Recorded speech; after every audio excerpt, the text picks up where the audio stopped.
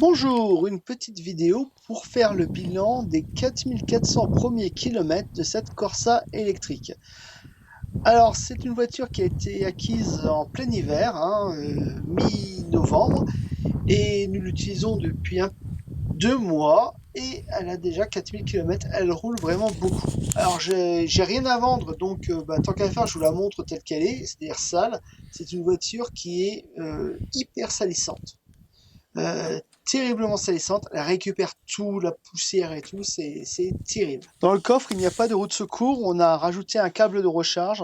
D'un point de vue de taille, elle est vraiment similaire à la 207 qu'on avait déjà. Et comme la 207 était devenue notre voiture principale, on n'est pas vraiment dépaysé avec la Corsa. Ce modèle en particulier est une édition 40e anniversaire en électrique. Donc c'est une édition limitée. L'avantage, c'est que ça simplifie le choix des options. Il y a quasiment tout. Et de la peinture, elle est unique sur cette série-là. Alors évidemment, comme c'est le groupe Stellantis, la Corsa électrique partage beaucoup avec la i208 ou la iC4. L'intérieur est toutefois beaucoup plus sobre que la version Peugeot. Ici, pas d'affichage 3D, c'est un écran classique. On avait essayé une i208 avec des compteurs analogiques, ce qui est assez incroyable pour une voiture électrique, mais on avait trouvé ça plutôt bien et je retrouve cette simplicité dans l'affichage de la version Opel. Une fois qu'on a fait son deuil de la pédale d'embrayage et du levier de vitesse, elle est très facile à prendre en main. Et comme elle ressemble comme deux gouttes d'eau à une voiture thermique, moi je trouve que c'est plutôt bien. Par contre, à l'intérieur, elle est plutôt bien lotie avec des bons fauteuils, vraiment très confortables.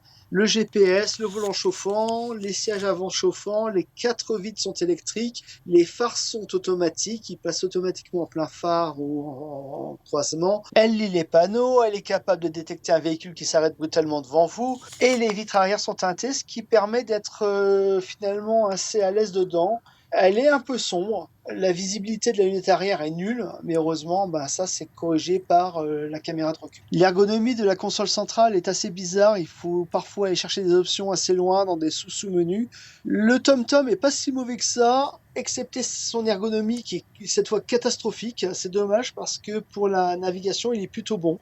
Et comme il est connecté, il permet d'indiquer les radars et également il indique les bornes. La voiture lit les panneaux, même de nuit, et elle détecte les lignes sur la route pour vous remettre au milieu de votre voie si vous déviez. Ça marche plutôt bien de jour, beaucoup moins de nuit. Si les routes sont mal balisées, comme ça arrive parfois sur les petites routes de campagne, vaut mieux désactiver cette option. Pour le chauffage, c'est une pompe à chaleur qui marche bien. Ça permet donc de chauffer, voire de rafraîchir le véhicule l'été. Sur cette version, Stellantis a arrêté d'essayer de faire des pseudo-leviers de vitesse. Donc là, désormais, c'est une petite mallette qui permet de choisir la position parking, neutre, marche avant, marche arrière. Le frein à main est électrique et puis la voiture ne recule pas. Donc c'est-à-dire qu'elle est capable de compenser sur une côte pour faire des démarrages en côte. Et pas plus simple que ce genre de système. Le réseau secondaire en électrique, c'est vraiment ce qu'il y a de mieux à faire parce que c'est des voitures qui sont très agréables pour accéder à des ronds-points, pour prendre des ralentisseurs, et s'arrêter à des feux rouges, voire être dans des bouchons. En plus, ça chauffe immédiatement le matin, il n'y a pas à attendre que le moteur soit chaud pour avoir du chauffage.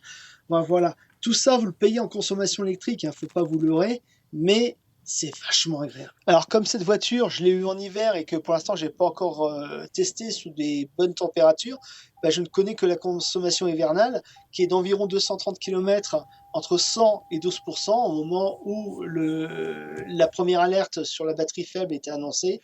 Normalement, elle est donnée en WLTP à 360 km. Bien sûr, c'est quasiment irréalisable à 90 ou à 110 et sûrement pas réalisable à 130 sur l'autoroute. Pour charger la voiture, j'ai installé 2 bornes dans mon garage. La première, c'est la borne dite historique. C'est une Green-Up.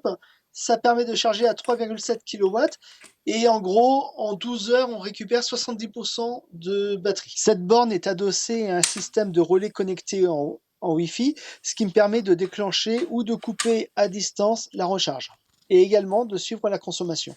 C'est le système que n'importe qui peut installer dans son garage de façon tout à fait réglementaire. Jusqu'à présent, on avait une consommation électrique assez faible. On avait le plus petit abonnement possible chez EDF, c'est-à-dire la base, et en 6 kVA.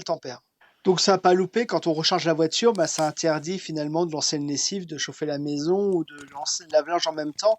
Donc on a dû passer sur un abonnement plus costaud Et passer sur un abonnement plus costaud, ben, c'est se poser la question de savoir est-ce que je prends les heures pleines, les heures creuses ou pas, etc.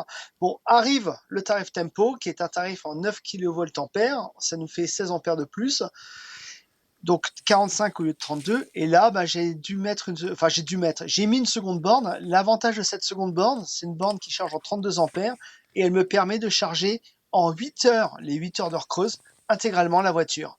Donc voilà. Avec cette borne-là, qui est reliée directement au tableau électrique avec du câble surdimensionné, etc., on peut recharger la voiture intégralement en une nuit sur les 8 heures d'heure creuse.